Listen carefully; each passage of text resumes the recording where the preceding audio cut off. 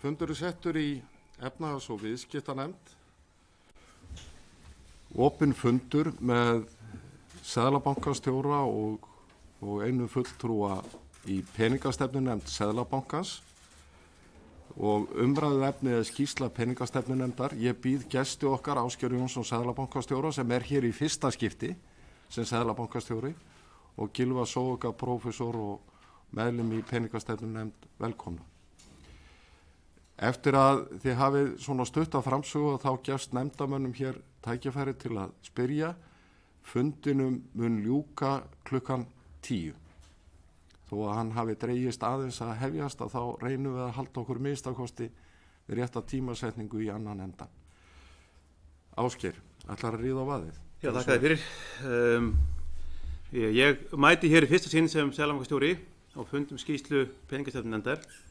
En með mér er Gylfi Zoëga, nefndarmaður í peningastefnunefnd. Þið hafið fengið senda skýrslu peningastefnunefndar störf hennar á fyrirhluta ársins, auka annars efnis. Meðal þess eru síðustu peningamál með nýjustu uppfærslu og þjóðhags- og verðbólguspá bankans. Nýleg yfirlýsing peningastefnunefndar og fundagerð nefndarinnar sem var birt þann 11. september síðastliðinn, sem er ekki góð dagsning.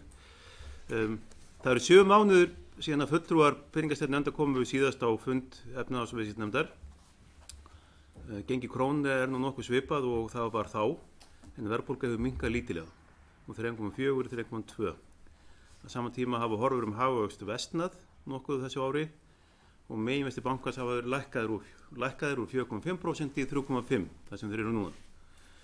Íslenska hagkerfið er á leiðinni í niðursveiflu eftir 8 ára samfelldan vöxt. Frá því að landsframleiðsla náði lágmarki í kjölfar fjármálakreppunnar, það er árið 2010, hefur hún vaxið rúman þriðjung. Undanfarin ár hefur ríkt nokkuð stöðugleiki í efnahagslífinu. Sá samdráttur sem búist er við á þessu ári er tiltölulega vægur. Seðlabankinn spáir 0,2% samdrætti á þessu ári og að hagkerfið taki aftur við sér á því næsta. Í samræmi þessa þróun hefur Seðlabankinn, kannski öllu heldur peningastefnunefnd, hafið vaxtalækkunarferli og hefur í ágúst þá lækkuðu vexti í 3. sinn. Gengi krónur hefur nokkuð stöðugt eins og aðra á minnst þrátt fyrir að hægt hafa hagkerfinu og að helsta útflutningsgrein landsins ferðaþjónustan hafa orðið fyrir áfalli. Þegar litið til sögunar hefur yfirleitt gengið gefið eftir í kjölfar niðursveiflu, þá hefur greiðslujöfnuður verið komin í mikið ójafnvægi. Viðskiptahalli verið ósjálfbær og annars ójafnvægis gætt í þjóðarbúinu. Í dag er staðan önnur. Við erum með viðskiptaafgang í ákveðið ytri stöðu þjóðarbúsins og tiltölulega sterkar stoðir utanríkisviðskipta. Þrátt fyrir allt. Seðlabankinn býr þar að auki yfir öflugum gjaldeyrisforða til þess að geta tryggt stöðugleika til þess kemur. Og þegar til lengri tíma litið hefur vaxtastig á Íslandi verið að hliðrast niður og sérstaklega litið er síðustu 2-3 áratugi. Það sé einkum með horft til langtímavaxta. Langtíma raunvextir á skuldabréfamarkaði hafa lækkað töluvert á síðastliðin 2 ár og við erum núna í sögulegu lágmarki og við erum þó að færast nær öðrum löndum hvað þetta varðar. Hins vegar, meðal vestrænna ríkja þykir það forréttindi að geta lækkað vexti. Það er það sem aðrar þjóðir í kringum okkur geta ekki gert. Því spáð núna að það sé hægja á efnahagslífi helstu nágranna þjóða. Þau marga þjóðir í kringum okkur búa við neikvæða nafnvexti. Og núna er aðalega umræðan ytrað hvernig sé hægt að lækka vexti enn meira og þá fara meiri mínus sem er rauninni eiginlega ómögulegt. Þegar litið fram á veginn þá gæti núverandi vaxtalækkunarferli haldið áfram líkt og gefið til kynna í síðustu yfirlýsingu peningastefnunefndar. Það er að segja, lækki verðbólguvæntingar áfram og áfram hægir á verðbólgu. Þá eða hagvaxtarhorfur versni frá þessu nýjasta spá bankans gerir ráð fyrir. Nokkur óvissa er til staðar það hvernig ferðaþjónustan geti staðið af sér, bæði kostnaðarhækkanir og svo áföll sem í utanlandsflugi sem hún er orðið fyrir. Á heildinni hefur tekist vel til við peningastjórnina undanfarin ár, þó ég sjálfur ekki komið að því og það eru mjög góða fréttir ef samdrátturinn verður ekki meir en spáð er í ljósi mikils efnahagsuppgangs árinu undan. Og þá skiptir jafnframt miklu að góður verðstöðugleiki hefur haldist síðustu tæplega 6 ár og þessi stöðugleiki ber vott árangur peningastefnunnar og gefur góðar vonir að hægt sé að fylgja eftir verðbólgumarkmiði hérlendis til framtíðar. Gylfi, viltu bæta við? Gjörðu svo vel. Já, það er nokkri punktar sem að væri gott að kemur fram. Sko í fyrsta lagi þá er orsök þessarar litlu niðursveiflu mjög lítil. Sko 0,2% er nú ekki mikið eftir svona langt hagvaxtar skeið sem byrjaði sumarið 2010. Svo á þessum árum hefur þjóðarframleiðsla á mann og landsframleiðsla á mann náð hæstu hæðum. Hefur aldrei verið svona há og lífskjör hafa aldrei verið hérna svona góð. Eitthvað gefur eftir einhver tíman og það er nauðsynlegt stundum að hreinsa kerfið þannig að veikfyrirtæki detta út og nýtt hagvaxtartímabil hefst. En þessi veiking hún stafar af eins og Ásgeir sagði því að útflutt þjónusta hefur dregið saman. En það sem gerðist í hagtölunum sem kom mér nú á óvart var það að innflutt þjónusta og innflutningur hefur dregið saman líka. Þannig að viðskipta afgangurinn er áfram 3% á þessu ári. Þannig að þó við verðum fyrir svona samdrætt í ferðaþjónustu þá er áfram viðskipta afgangur vegna þess að innflutningurinn hefur dregið saman. Og það virðist verið eins og í sumar hafi þessi Íslendingar hafa farið minna til útlanda, kannski vegna þess að veðrið var svo gott hérna, það hafi bjargað okkur. En afleiðingin af þessum samdrætti í ferðaþjónustu og útflutningi er að fjárfesting hefur stórlækkað og í hagtölunum er það þar sem að þessi samdráttur á sér rætur í minni fjárfestingu. Einkaneyslan heldur áfram að vaxa, samneyslan heldur áfram að vaxa, en það er fjárfestingi sem gefur eftir. Og ég held að orsökin fyrir því, við talaðum það hérna á eftir, en er þessi svartsýni í ferðaþjónustu og fækkun ferðamanna.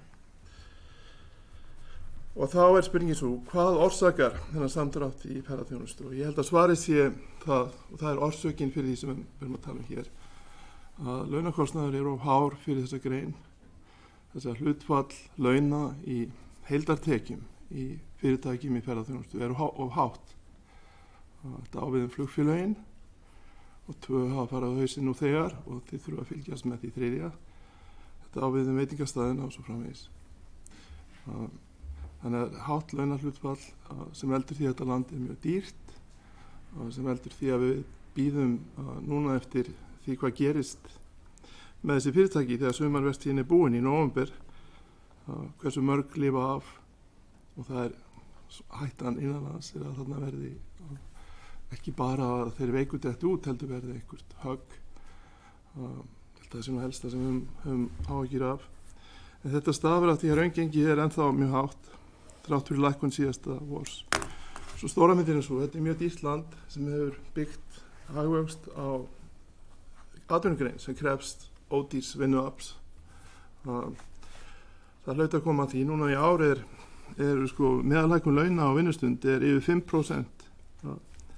Það er þetta fáheyrt á Vesturlöndum að laun hækki 5% á ári og þessar viðkvæmi greinar þurfa að þola þetta. Svo þarna, fer saman hækkun launakostnaðar og þessi láglaunagrein sem ætti að vera láglaunagrein vegna samkeppnisaðstæðna og þar myndast þessi samdráttur. Svo það er orsökin, afleiðingin er samdráttur í útflutningi, þjónustu sem síðan hefur áhrif á fjárfestingu sem veldur því að það er 0,2% samdráttur í ári í staðinn fyrir að vera góður hagvöxtur. En það sem er gott í stöðunni er það að eins og Viki var hérna áðan er að við erum miklu betur undirbúin núna undir svona samdrátt. Þessi að skuldir innanlands eru miklu minni heldur en voru í síðustu kreppu. Staðan gagnvart útlöndum er jákvæð og mjög jákvæð. Gjaldeyrisforðinn er mjög stór og við erum með 3,5% vexti þannig að við getum lækkað eiginlega eins og þarf til þess að byrja næstu uppsveiflu. Svo ég luki þessu hætturnar sem steðja að núna er þessar efnahagshremmingar ferðaþjónustunnar og ég myndi sko sérstaklega beina athygli ykkar að þessu stóra flugfélagi sem við byggjum svo mikið á hvað er að gerast þar. Ef þið bara reiknum fram í tíman, hvenær verður EIP þar að komið á hættuleg stig. Við megum ekki það má ekki veðja þjóðarbúinu á það að þeir fái bætur frá Boeing fyrir við veitum ekki hvernig það er koma, hvað verða miklar, svo það er eitthvað sem þið þurfið að huga að. En síðan erlendis þá veitir þið að það er samdráttur í uppsiglingu, fjárfesting í Bandaríkjunum dregið saman, það vaxtalækkun í Bandaríkjunum í gær, það eru svona skrýtnir hlutir að gerast þar á millibankamarkaði og það er gersamlega óeðlilegt ástand í heiminum vegna þess að í venjulegum árferði þá í uppsveiflu þá fer hlutabréfamarkaðurinn upp og skuldabréfamarkaðurinn niður, svo vextir hækka. Þessi uppsveifla sem á við Þýskaland, Bandaríkin og önnur lönd það sem hefur gengið vel síðustu ár er óeðlileg að því leyti að verð á skuldabréfum allt of hátt, vextir eru allt of lágir. Svo þegar það er eðlilegt árferði þá þegar að kreppa kemur þá fara menn út úr hlutabréfum og inn í skuldabréf. Svo hlutabréfamarkaðurinn fer niður og skuldabréfin hækka og vextin er lækka. En núna eru vextir í algjöru lágmarki og neikvæðir, svo Þýska ríkið að taka vexti á neikvæðum vöxtum. Svo þegar þessi kreppa kemur og það er bara tímaspursmál þangað þegar hún kemur, þá spyrir hvert fara fjárfestar? Hvernig mun þetta kerfi hérna, ég held við höfum ekki séð þetta, ég man ekki eftir þessu svona ástandi áður. Það sé að hvernig þessi fjármagnsmarkaði muni bregðast við kreppu, það verður athyglisvert að sjá það. Og svo það kemur kreppa í Bandaríkjunum, þeir eru með vexti núna á bilinu 1,75 til 2%, þeir hafa ekki mikið svigrúm til að lækka vexti. Ríkissjóður er ekki með gríðarlegum halla, þeir hafa ekki svigrúm til að auka hallan. Svo það er búið að gera allt núna síðustu árin til þess að örva eftirspurn. Svo ef að kreppa kemur, þá er eiginlega ekki nein tæki eftir til þess að bregðast við. Og þetta ávið Bandaríkin, þetta ávið Seðlabanka Evrópu og ríkisstjórnina þar og Bretland að einhverju leyti líka. Svo þarna held ég að sé aðalhættan framundan hvað gerist og það mun hafa áhrif á lífskjör hér á landi, ekki valda einum stórkostlegum áföllum eins og 2008 því að við erum í lagi en heimurinn er ekki í lagi. Þetta er nú falleg setning. Hvernig er þetta?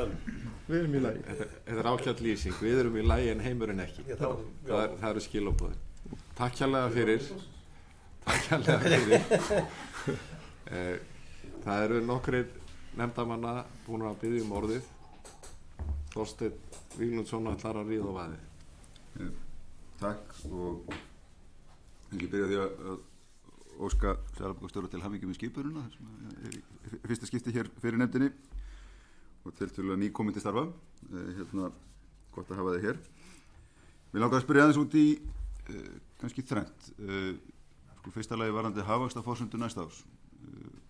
Nú er gert ráð fyrir í bæði hagspá Hagstofunnar og Seðlabankans að einkaneysla verði nokkuð sterk á næsta ári.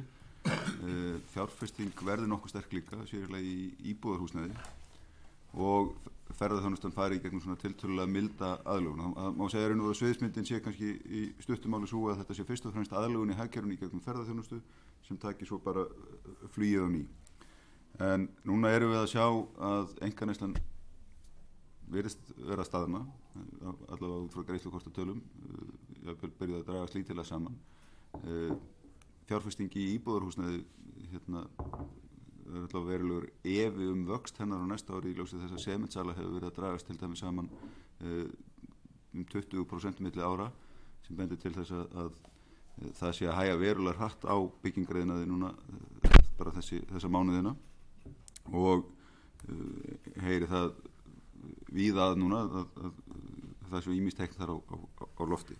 Þannig að það er spurning á grundvelli þessa og raun og veru þeirra staðreyndar sem að koma ágætlega fram í máli Gylfa að samkeppnisstaða okkar er ennþá mjög slæm.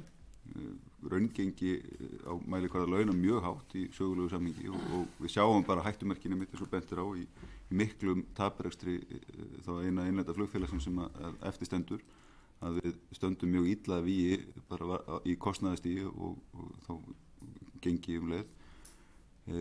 Og ofan á þetta bætist síðan svo dökka mynd sem verðist verið að dragast hér upp í hagkerfunum í kringum okkur sem augljóslega mun hafa áhrif á hagvöxt. Þannig að ég velti fyrir mér bara í fyrsta lagi hafið þið trú á því að þessi hagvaxtarspá næsta árs muni ganga eftir eða hvort að hún sé að teiknast upp sem heldur bjartsýn. Í öðru lagi þá velti ég fyrir mér, þetta er áhugaverður tími sem við stöndum eiginlega frammi fyrir núna. Það hefur verið bent á, við höfum í fyrsta skipti kannski alveg svigrúm til vaxtalækkana í slaka og tekist hefur að lækka vexti hérna 1% þannig að það hefur haft mikil áhrif á gengi. En á sama tíma þetta er mjög óvenjuleg stað að gengisleikin hefur verið minni heldur en sögulega. Sé minni verðbólgu áhrif að þeirri veikingu sem hefur orðið á undanförnu ári og þá veltir maður fyrir sig hvort að það muni þá fremur koma fram á vinnumarkaði, þar að segja að fyrirtæki sé ekki koma kostnaðarhækkunum út í verðlag og muni þá beita enn harðara aðhaldi á vinnumarkaði, þar sem við munum sjá meira atvinnuleysi heldur en að nú er allavega og kannski bara aðeins að fá ykkar skoðun á því. Og síðan í þriðja lagi bara út frá þessum vangaveltum svigrúm til frekari vaxtalækkana án mikill áhrif á gengi. Nú er vaxtamunur okkar við útlönd að minnka og þá veltir maður fyrir sér verði slakinn hér meiri heldur en ráða fyrir gert og þörf fyrir bankana að lækka vexti verulega til viðbótar. Mun það verða örfun hagkerfisins og verðbólgumarkmiði sem að verði ráðandi í vaxtaákvörðunum eða verði það gengismarkmið ef að fer að reyna eitthvað á gengi sjálft og hvernig þá mögulega gjaldeyrisvaraforða beitt ef sú staða kemur upp. Þetta voru tiltölulega einfaldar spurningar. Allt mjög einfalt. Já, ég bara byrja. Gjörðu svo vel. Sko, það er alveg rétt sko að við erum að sleppa mjög auðveldlega frá mjög miklum hagvexti, rauninni rúmlega þriðjung, eða eitthvað kringum þriðjungs aukningu landsframleiðslu ef við erum að fá hann að væga samdrátt. Og þannig ég sjálfur óttast það sko að óvissan sé sko niður á við, það er að segja að þetta sé og hann að gott að sé vera satt og þá í ljósi þess hvað efnahagshorfur eru slæmar eða sérst svona tvísýnar úti og líka það að eins og Gylfi nefndi líka hvað að ferðaþjónusta þannig þarf að eiga við sem hefur leiðandi grein hjá okkur er að eiga við kostnaðarhækkanir, hækkandi laun líka fyrir að síðustu kjarasamningar koma við að vera áhrif á hana og einnig er náttúrulega hátt gengi og svona yfirleitt ef við lítum til fortíðar á Íslandi þá höfum við alltaf ítt þegar helstu útlenskgreinar okkar hafa lent í vanda þá höfum við alltaf fellt gengi til þess að koma með aftur á stað. Þannig að ferðaþjónustan er ekki að fá gengi, gengi lækkaði aðeins í síðasta vetur en ferðaþjónustan er ekki að fá gengislækkun til þess að íta sér aftur á stað, orðað þannig. Það sem hins vegar vegur á móti, sko, að Íslandi er eitthvað litið breytt land og réttilega nefndi það að raungengið er mjög hátt nú og það er rauninni á svipum staðum eins og það var 2007-2008. Það er kannski ívilagra en og árið 2007-2008 þá var þetta raungengistig það kallað á 20-30% viðstafla. Við núverandi aðstæður kallað þetta raungengistig á vægan viðstafgang. Og það stafar að tvennu, annars vegar það að við erum að sjá náttúrulega nýja útlenskgrein ferðaþjónustu sem hefur verið að skila tekjum en líka bara aukinn sparnað. Og einkaneysla sem hlutfall af landsframleiðslu, hún er miklu lægri heldur en hún var. Hún er eitthvað kringum 50% af minnir. Hún var alltaf kringum 60. Og þetta er varanleg hliðrun. Einkaneysla er búin að lækka frá því að 60% landsframleiðslu niður í 50% og þetta endurspeglist í auknum sparnaði og stór hluti af þessu sparnaði náttúrulega dregin inn í gegnum lífeyriskerfið.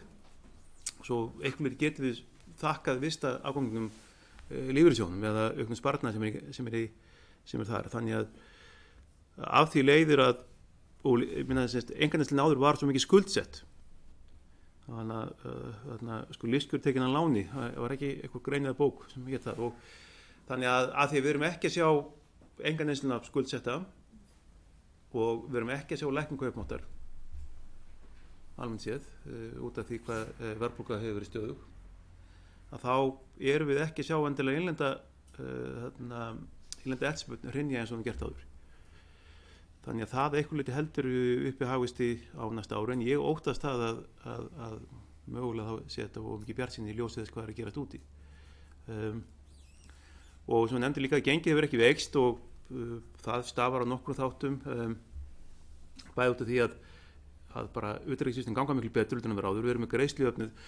Ég vilt hafa alltaf niðursveifla í Íslandi enda með því að greiðslujöfnunin hefur komið í algjört, bara honum hefur blætt, algjört óefni. Viðstaðalli sem voruð að fella gengið í nauðvörn og hækka vextið og alltaf þurfti að hækka vextið og niðursveiflu til þess að vera gengið. Þetta þurftum við að gera 2008, 2006, 2001 og svo framvegis og það er ekki núna.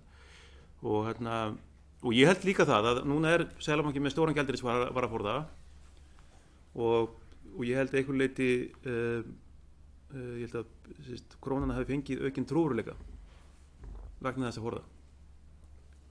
Og það þýðir það þó að almenningur eða fólk í landinu farin að líta þannig þegar gengið lækkar, eins og það lækkaði síðasta vetur, lækkaði hvað 10-20%, að það var ekki metið endur þess að það væri varanleg lækkun, endur bara einhverju leyti gengisöflur. Og það er þá mjög gott þegar við fáum minni gengisleika. Og raunin alveg ótrúlegt að því núna síðasta vetur þá lækkaði gengið 10-20%, launin hækkuðu og samt erum við ekki að sjá endilega mikil áhrif á verðbólgu og miklu minni heldur en að við séð áður. Og einhverju leyti hefur þetta breyst ekkert en þegar ég var strákur þá heyrði ég viðtalið með ágæta mann í útvarpinu, mann í hvað hann var að framleiða og hann sagði má ekki hermendur hún reyndar, þannig að hann sagði það er bara svona þumalhengis-regla sem hann ef að gengi fellur 10% þá hækka ég 5% og ef að launavísitalan hækkar þetta þá hækka ég þetta og þetta er ekkert flókið og ég man ekki hvort að hann var kjötinnamaður eða eitthvað álíka eða í vestin og þannig að það var alltaf þannig að það voru einhvern veginn sjálfvirk áhrif af lækkun gengisins og hækkun launa inn í verðbólgu. Við erum einhvern veginn að sjá þau tengst á rofna sem eru ákveðin þroskamerki og við Gylfi viljum meina það að það megi þakka árangri í peningastefnunni. Varðandi svörundir frekar vaxtalækkana, það eru tveir þættir. Annars vegar það hvort að verðbólga haldi áfram að lækka. Því eins og Seðlabankinn, eins og verðbólgumarkmið vinnur þá er verið að fókusera á ákveðið raunvaxtastig. Þannig að verðbólga haldi áfram að lækka þá getum við lækkað vexti meira til þess að og einnig ef að hagvöxtur voru versna að þá kallar það á lægra raunvaxtastig og yfirlýsing peningastefnunefndar segir það að við getum það er það sem getur orðið til þess að vextir lækki meira og sem þá gæti mjög vel átt í stað ef þetta gerist með þessum hætti og sem er sjálf sem mjög jákvætt. Það er mjög jákvætt eins og ég aftur að geta lækkað vexti og bara mjög jákvætt og gefa þér orðið, Gylfi. Ef þú vilt. Eða taka aðra spurningu. Nei, og Bæta við. Til að svara Þorsteini. Það sem er merkilegt er það að sparnaður eru að vaxa. Við sjáum núna minni innflutning á varalegum neysluvörum sem er mjög merkilegt. Að það er svo hegðun þessar þjóðar hafi breyst. Áður fyrr var það þannig í lok uppsveiflu byggust menn með gengislækkun og allir fóru og getur sér nýjan bíl en núna er það alltaf að dragast saman svo einkaneysla á varalegum neysluvörum hún er að dragast saman og sparnaður aukast og þess vegna er gengið það helst uppi, það er bæði vegna forðans og vegna viðskipta afgangsins svo þá, til að svara spurningunni þinni þá erum við komin í svona þýst ástand sem þú varst að held ég að kostnaður á mikill að launakostnaður á framleita einingu hefur hækkað mikið að þessi fyrirtæki er að berjast í krökkum hver er leiðin út úr því og leiðin út úr því ef það er ekki gengislækkun við getum mildað áfallið með vaxtalækkunum og kannski kemur eitthvað að því fram í lægra gengi en aðlögunin verður allt öðruvísi heldur en árum áður hún verður þannig að atvinnan skreppur saman og laun þrýstast niður þannig að þetta er svona þýst ástand við hátt raungengi, útflutningsdrifið hagkerfi það sem að framleiðni verður að aukast til þess að fyrirtækin geti staðið undir þessum launum og síðan verður þá vinnumarkaður að taka á sig að halda launakostnaði í skefjum því annars fara fyrirtækin á hliðina og atvinnuleysi eykst og það er engum til góða En svo varðandi, þú myndist á gengismarkmið, en það er ekki gengismarkmið, það er verðbólgumarkmið. En gjaldeyrisvarinn er notað þess að koma í veg fyrir ofmikla sveiflur á gjaldeyrismarkaði, þannig að við kallum það að koma í veg fyrir spírala. Ef krónan lækkar, þá viljum við ekki að það kalli á frekari spekulasjón og lækki frekar. Þannig að við reynum að láta gengið aðlagast þróun raunhagkerfisins, útflutnings og innflutnings og framvegis, en láta ekki raunhagkerfið sveiflast eftir fjármagnsflutningum og spekulasjón á gjaldeyrismarkaði. Þannig að við komum í veg fyrir ofmiklar sveiflur, en það er ekki gengismarkmið að öðru leyti. Þannig að það er verðbólgumarkmið, en við notum fleiri tæki, þannig að við notum inngripin til þess að koma í veg fyrir ofmiklar sveiflur á gengi krónunar. Það eru vaxtabreytingar. Svo höfum við þessi sérstöku innflæðishöft ef að það byrjar innflæði sem er minni ástæð til að óttast núna vegna þess að vaxtamunin er lítill. En ef það kæmi innflæði sem myndi lyfta krónunu upp, þetta var mál 2016, því að krónan var mjög há og þessar greinar sem við talum voru að fara í vanda. Ef við hefum hleypt öllu innflæðin inn þá hafði ástandi verið slæmt. Þannig að það tókst að slökkva á því með þessum höftum. Þannig að það eru 3 tæki, svo eru fleiri en þessi 3 hafa verið virk undanfarin ár. Var ég búinn að svara allir sem... Nokkuð veginn. Takk hérlega fyrir. Ég ætla bara að benda nefndarmönnum á að ef við ætlum að taka 10-15 mínútur í hverja spurningu og þá verðum við hérna fram undir hádegi. Þannig ég bið bara nefndarmenn að hafa það í huga og líka gestina að vera svona stutta og snarpa. Bryndís Haraldsdóttir, gjörðu svo vel. Já, takk fyrir. Ég tek undir Árna Ásgeirsdóttir seðlabankastjóra og takk fyrir þetta báði tveir. Ég verð nú að viðurkenna þegar Ásgeir byrjaði að tala, það er svona meir í andaði sem við erum að tala að við það gengur vel hérna og þrátt fyrir þetta sögulega hagvaxta skeiða þá er samdrátturinn þó mjög lítill og sterkar undirstöður. Svo verð nú að viðurkenna, Gylfi, þegar þú fórst að tala þá svona fannst mér óveður skýin svona svolítið hrannast yfir. En það er auðvitað alveg rétt það sem þú segir með ferðaþjónustuna. Mér langar kannski aðeins að heyra frá okkur því nú fáum við líka jákvæðar fréttir frá ferðaþjónustunni að kortavelta sé til dæmis að aukast, ferðamennir virðast dvelja hér lengur. Þannig að ég er svona að velta fyrir mér einhverju tækifærum í þessu því að maður gerir líka ráð fyrir því að ferðaþjónusta sé að fara að breyta svolítið, verðin séu bara hreinlega allt of lág og þurfi að hækka og þannig að þá sé spurningum svona einhver tækifæri þar og hvaða áhrif það geti haft. Svo kannski bara aðeins út af því við erum með nýja seðlabankastjóra sem kom nú til okkar nokkur sem fundi út á hvítbókinni og svona telur seðlabankastjóri sig hafa þau tæki og tól og það umhverfi til að takast á við það sem að framundan er. Og eitt kannski að lokum út að við höfum verið að tala svolítið núna velsældarhagkerfið. Ég prófaði nú að leita að þeim orðum, annars vegar hagsæld og velsæld. Það er ekki mikið að finna það. Sjáu þið fyrir ykkur einhverja breytingu í þessum skýrslum svona í anda þess sem að verið að kynna núna og kannski aðeins inn á það sem við vorum að fá í skýrslun okkar frá OECD? Gjörðu svo vel. Já, ég held að bara betur ég tali, Gylfi tali ekki meira þetta. Það kom bara svona óviðský þegar þú tala ekki. Við eigum að benda á hættu. Nei. Það er samt og mjög góð, það verður í lægi á okkur. Ég byrja fyrst verða ferðamannsna, en þessi vöxtur hefur ekki verið eðlilegur. Við vorum að taka á móti 500.000 ferðamennum 2011-12, hvað var 2,5 milljónir síðast ári og við sjáum að innviðnur okkar eru alveg komnir á þolmörkum, vegirnir og flugvöllurinn svo framvegis, þannig að einhver leyti var gott að hægja þess á. Við erum að sjá að þeir ferðamenn sem kom inn í landið að þeir eru að eyða meir, það er meiri meðaleyðsla á hvern ferðamann og þannig að þeir eru að eyða meiri pening og það er einhver leyti að hjálpa til og líka það að gengislækkunin að því að fólk frá öðrum löndum, þó kannski við gerum það ekki, það setur sér budget áður en það fer til annarra landa í eigin gjaldmiðli hvað það ætlar að eyða og við höfum séð þú áhrif þegar gengi fellur að fólk eyðir jafn miklu eigin gjaldmiðli og meiri krón eins og 2008-2009 þegar gengi fjallu 50% þá eyddi hver ferðamaður eiginlega bara helmingi meira og við erum að sjá það. Til lengri tíma litið þá, eða mín skoðun, við getum ekki verið að byggja massatúrisma. Íslandi hendar ekki slíkt og einhverjum er nú þarna hátt áfengisverð sjálfkrafa gegn því en við getum ekki farið í massatúrisma Nei, ok, ég má ekki segja svona, já, ég meina, og það held ég við getum alveg gert, og það kannski bara hægari vöxtur er í rauninni bara betri. Hvað var að bankana?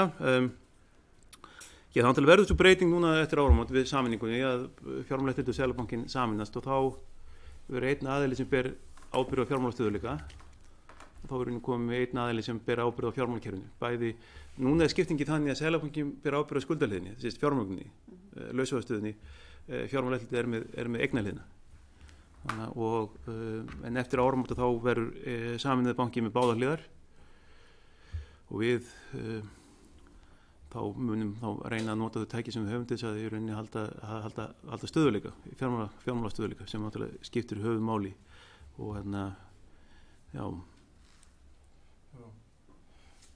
Það komið að mér að búa til áhyggjur en þá skal ég vera neikvæður en sjá til. Það sem er hætta hérna innanlands er þessi endurskipulagninga á bankakerfinu. Það sem er síðustu 10 ár höfum við haft stjórn á kerfinu hérna. Það hefur verið öryggisbankar og svo þetta hefur verið. Það sem gengið vel í hagkerfinu. En það sem er að gerast, ég má passa að menn segja ekki á mig, það sem er að gerast í bankunum, það er spurning um eignarhald. Þó ég sé þess að nefndu veit ég til dæmis ekki hver á einn bankan sem er enga eign. Það er spurning um gagnsætt eignarhald, hver á þessa banka, hver stjórnar þeim og eftirlit með þeim og hvernig allir að skipuleggja þetta fjármálakerfi í framtíðinni. Þetta eru risa spurningar en ef að eitthvað fyrir úrskeiðis í þessu ferli þá er þetta hætta á ferðum innanlands. En yfirleitt hefur það verið þannig, svo kynslóð sem lendir í fjármálakreppu, hún hefur lært sína leksíu og lætur hann ekki endurtakast. Það er næsta kynslóð sem gerir það.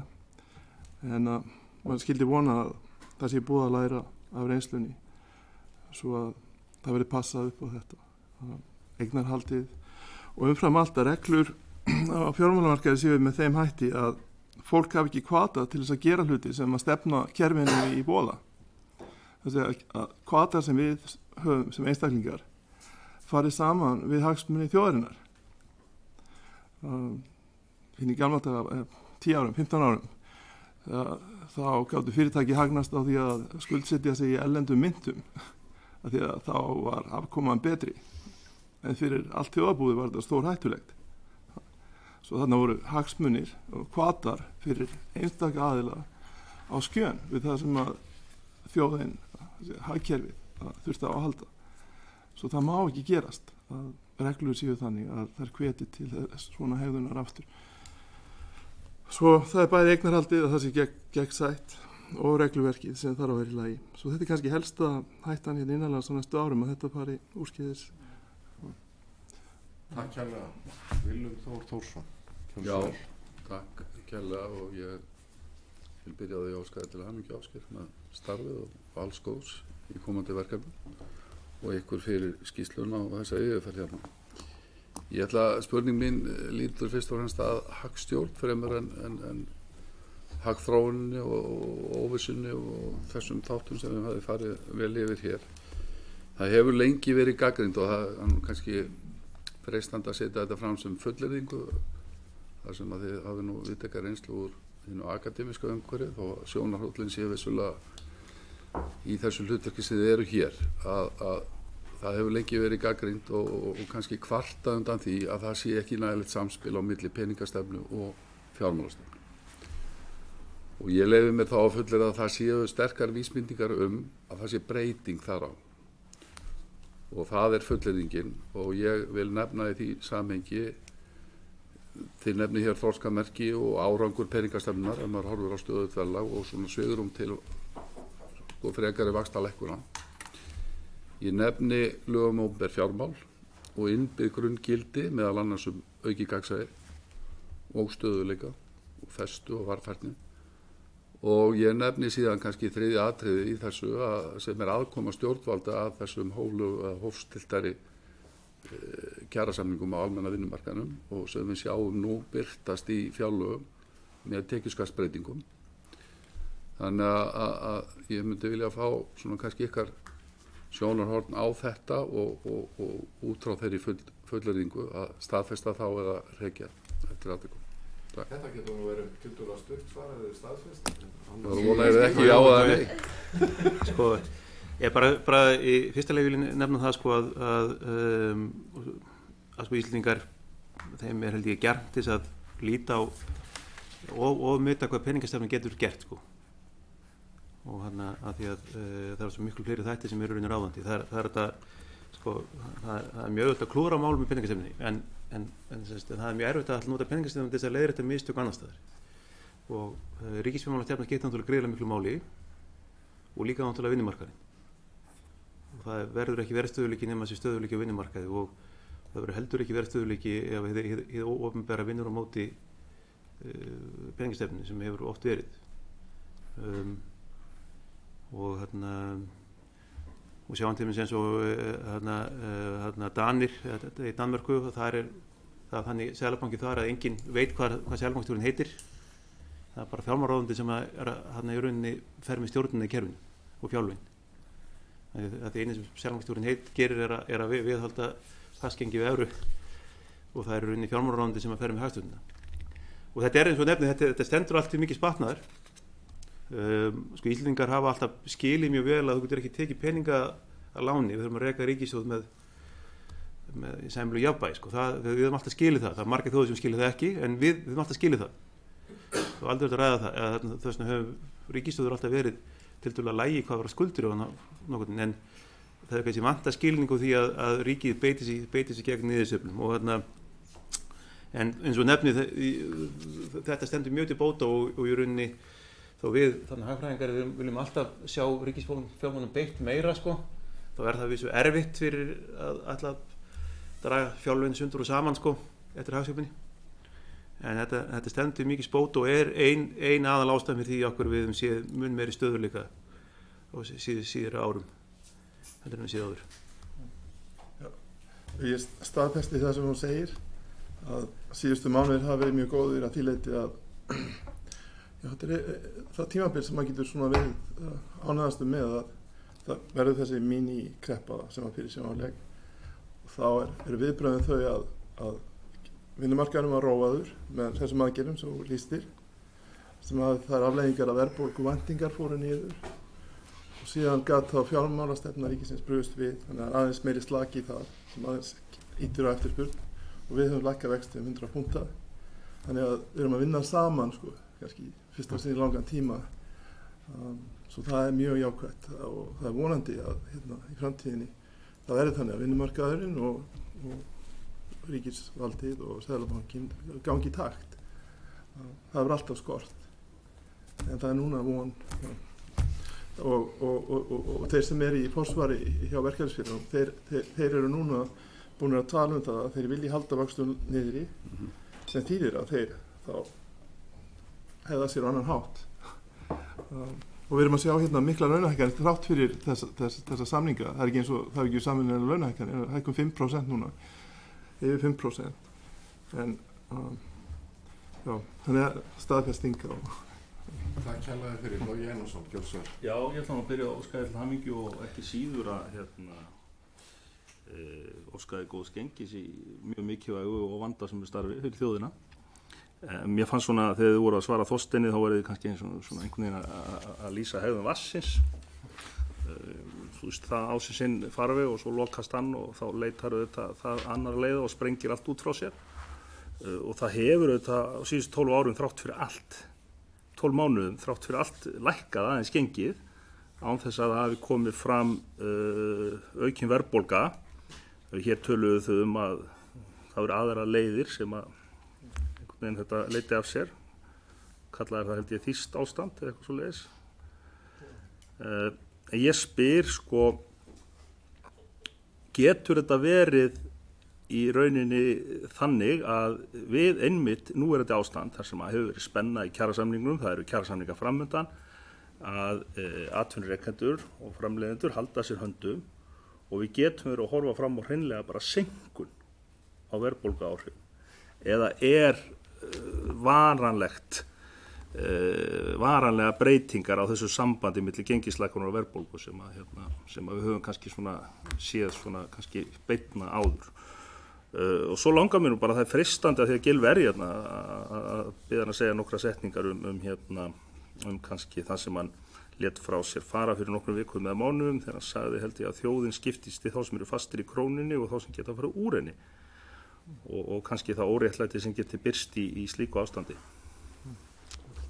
Svo ég svari fyrst sko, farveg vatnsins það mjög vel tilfundið, enska orðið sést liquidity, ég nota því fyrir peninga eða sést svona lausafé og sem er undir mjög lýsandi. Sko,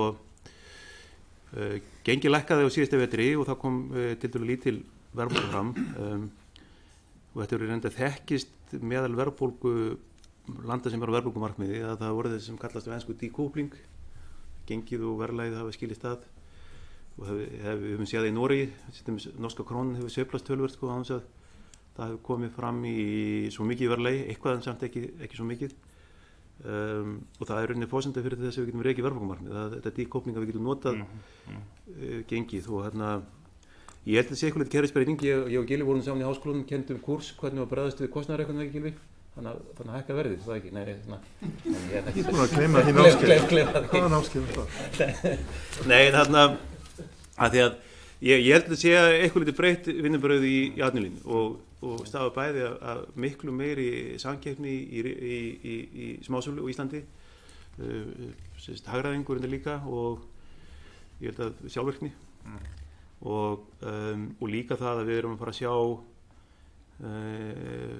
sko fyrirtæki eins og þetta gekk fyrir sinni gamla daga þannig að fyrirtæki sjáðu aldrei fólki því það var vinnaraflskortur alltaf og bara verðið var að hækka sko, alltaf brugðist við og núna held ég að fara að sjá mikla aðlögun, ég myndi sjá að herra aukinn kostnaður hafa brugðist við honum með kostnaðaraðhaldi og eitthvað liti mögulega með uppsóknir, við erum að sjá eitthvað meira atvinnuleysi en þannig að og fyrirtækinu í Íslandi eru mun betur það var gríðarlega mikil endurskipulagning sem átti sér stað í íslensku atvinnulífi áraðum eftir hrun bara fyrirtæki í Íslandi eru fjármagnuð bara allt öðrum hætti, miklu meira eigið fé líka miklu meira fagmennska í rekstri og ég held að það sé eitthvað leita að skila okkur tölverið. Gylfi, það var svona Logi var að tala Já, þetta varðandi spurningunum að hafa eigin gjaldmiðil eða vera í samfloti með öðrum svo sko kostirnir hjá okkur við það að hafa krónuna eru aðalega tvenns konar, annars vegar er þetta ákveðin öryggisventil ef að verða meiri háttar áföll þá mun krónan gefa eftir og kaupmáttur launa fara niður sem mun það venda atvinnustigið ef við værum ekki meginmynd þá myndi öryggisventilin vantarlega vera flutningar fólks til annarra landa í staðinn, það var eitthvað slíkt sko. Hinn kosturinn sá að íslenska ríkið er þá með útgjöld í eigin gjaldmiðli þannig að og skatta sem að þannig að ef eitthvað fer úrskeiðist þar þá þarf ekki að senda menn til annarra landa og biðja um yfirdrátt í eigin gjaldmiðli. Íslenska ríkið fer ekki á hausin í eigin gjaldmiðli, það getur búið til verðbólgu en ókostinir eru þeir sem þú ert að tala að ef við hleypum ef við höfum ekki stofnanaumhverfið í kringum þessa mynd rétt þá mynda sveiflur í gengi krónunar sem stafa ekki af því sem er nauðsynlegt að vegna atvinnulífs hér innanlands heldur ef við opnum gáttir á sparnað heimsins að koma hingað inn og njóta hárra vaxta þá er vandinn við það að hann er óendanlegur það eru $1 trillion sem bíða þarna úti og þá missum við mjög fljótt stjórn á kerfinu og þá fer efnahagslífið stjórnast að því hvort peningar eru að koma inn eða út svona rafræn tengsli útlönd. Þegar peningar kom inn þá fyrir krónan upp og svo fara þær út, þá fyrir hún niður, sem mun þá stjórna öllu sem við gerum hérna eins og gerist fyrir 2008. Og í slíku kerfi þá er gríðarlega óréttlátt að þeir sem eru með peningalega eignir geta þá vikið sér undan þegar að framöndan er gengisfall og komið svo inn þegar að krónan er í botni, á meðan við hinn sem eigum allt okkar í fasteignum eru föst inni. En við hefur reynt, maður hefur reynt í þessu að búa til peningakerfi sem er ekki svona, sem er ekki spilavíti, sem er ekki, það sem að fjárstraumarnir stjórna ekki raunhagkerfinu, heldur erum að lágmarka þessar sveiflur, í krónum með því að koma í veg fyrir þessar miklu hreyfingar frá degi til dags, en hafa öryggisventilinn áfram, því að það er einfallega pólitíska ákvörðun að hafa, það er það sem að þeir gefa okkur, að hafa krónuna, og við gefum það allra besta úr því sem við höfum, og svo er það ykkar að ákveða framtíðina. En þessi galli, ég veit á honum og maður reynir að passa upp á það. Takk kærlega, eins og við getum verið sammála að bjartsýni er hins vegar mikilvægur þáttur í að koma okkur áfram og drífa hagkerfið áfram. Ég er bjartsýnn, við eigum 6 mínútur eftir og það eru 3 nefndamenn á mælindaskrá og ég er bjartsýnn að við klárum fundinn á réttum tíma eða smárum að kaffi. Já, takk, og bara til hamingju með nýju stöðuna og gangiði vel í henni. Það er búið að vera mjög gott að sjá nýlar stýrivaxtalækkanir og það er mjög gott að heyra að það sé svigrúm til áframhaldandi lækkana, og ég býst við að heimili landsins séu einmitt býsna ánægð með þessa þróun, en það er eitthvað af því að fólk sé endurfjármagna, og þetta náttúrulega býr til ákveðið samhengi þar sem að bankarnir eru líka að fá til sín fé í erlendum lánum. Það hefur séð mikið af lánum í sænskum og norskum krónum, og ég velti fyrir mér hvort að það sé, hvort þið eigi til eitthvað mat á því hversu mikið þetta flæði, þessi endurfjármögnun sem er eiga sér stað, er að spila inn í það gengisflökt sem er þó til staðar.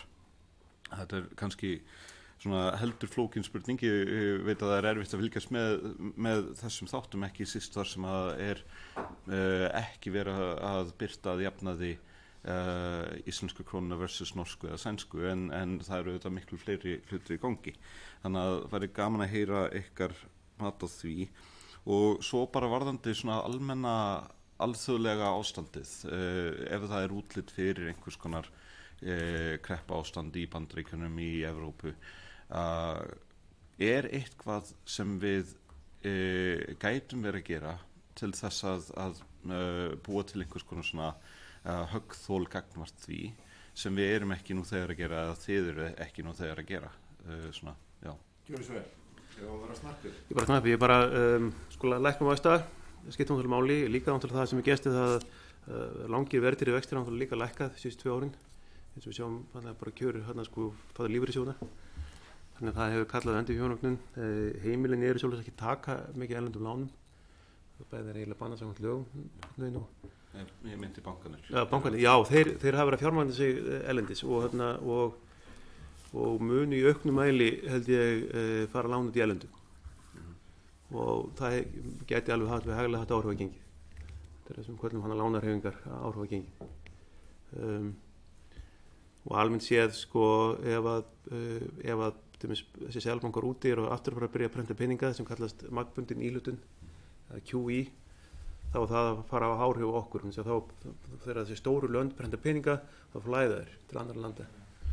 Peninga prentaðir í Bandaríkjunum valda fjármálabólu í Brasilíu og Tyrklandi sem við sáum. Þannig að þetta er allt sem fara að hafa áhrif á okkur. Norrænir bankar, það er norski bankar, hafa aðeins verið að lána til sjávarútvegs.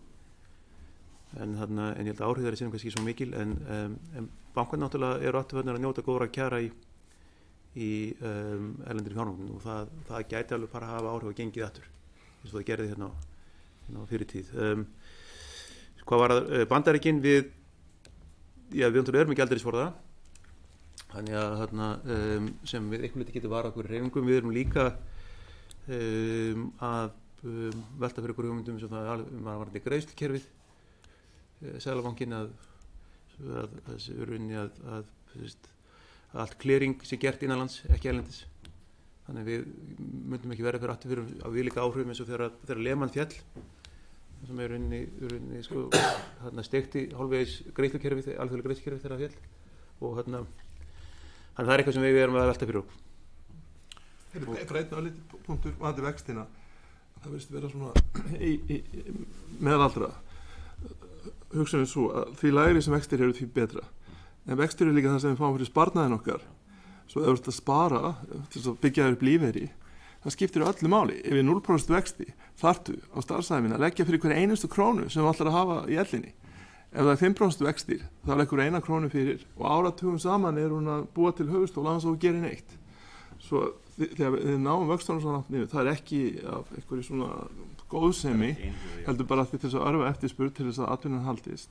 En lífeyrissjóðirnir lenda þá í vanda, og þetta er stórkostandi vandamál út í heimi, þessi lágu vextir. Svo maður tapar í lífeyri, en svo vinnur maður í húsnæðisláni. Þannig að í rauninni eftir að segja að lágir vextir þurfi ekki að vera einkennum heilbrigt efnahagslíf. Það er mjög óheilbrigt að hafa neikvæða vexti og 0% vexti. Mjög óheilbrigt, sko. Ólafur Þór Gunnarsson. Já, þakka ykkur fyrir og velkomin til starfa. Við náttúrulega væntum mikils af nýjum seðlabankastjóra. Mér langar aðeins að heyra ykkur tala meira hvað Brexit muni gera fyrir okkur, hvort að við höfum eða hvort að þið eru með bestu og vesturspár í bankanum, hvort það er eitthvað til útflutnings eða upplýsingar, eða hvort það er eitthvað sem þið haldið nálægt ykkur. Síðan langar mig svolítið að heyra ykkur tala velsældarhagkerfið, ekki það hvort að endilega hvað það er, heldur hvort að bankinn og deildir bankans eru farnir að skoða þessi önnur hugtök í sambandi við efnahagskerfi í landinu. Já, svo það er að svara með stutt. Fyrstilega varðandi Brexit, Seðlabankinn hefur gert úttekt á Brexit og hún er opinber. Og þannig að ég held að það er gert fyrir árið eða 2 síðan, dólíka. Þannig að áhrifin eru neikvæð. Þannig að líka við erum núna Bretar eru til inn á Evrópska efnahagssvæðinu með okkur. Og þegar þið fara út þá skapast óvissa, það þarf endursemi listasamninga. En ég svo sem bara bent á það varðandi velsældarkerfið, þá er þetta eitthvað sem að held ég allir hagfræðingar bankans hafa svolítið, þetta er umræði sem er verið inn á hagfræðin, þetta er ekki eins og það sé verið að segja okkur þannig hagfræðing og nýja fréttir. Hins vegar er það er svo góð fókus og Seðlabanka að fókusa á þá stærði sem hann er ræðið við, sem er verðbólga og mögulega að einhver leyti atvinnuleysi. Og þannig að við kjósum lítið svo hann við sem fókusar verðbólguna, þið að sjá velsældina einhver leyti, en